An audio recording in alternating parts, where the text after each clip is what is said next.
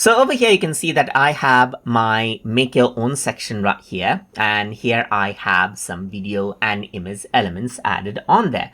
So if I want to go ahead and let's say, for example, add in a button element there, I can go ahead and click on the add element. And here you can see that button is an option right here.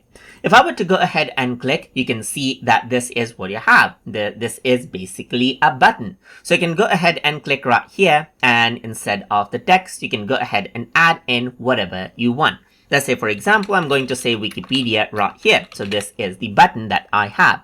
You can link it to email, section of the document right here as you want, or you can go ahead and just drag a document right there, upload it, or just link it to web. So this is what I'm going to do, and in the URL, let's say for example, I'm going to type in wikipedia.org right here.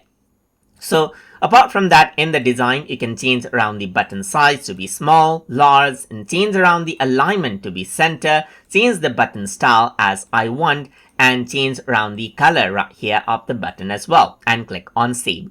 So this is what you have. And then if I were to go ahead and let's say, for example, if I were to preview out the side, you can see the button right here. So now this is what you actually have. Let's just go ahead and publish this out because I haven't actually published it. Once I do that, the update will be made and you can see Wikipedia right here. And as you click on it, what happens is that the page opens up right here, just like this. So you can actually go around over here and then add in more button element as you want as well, just like this, and then click and drag this out right here, just like this as needed.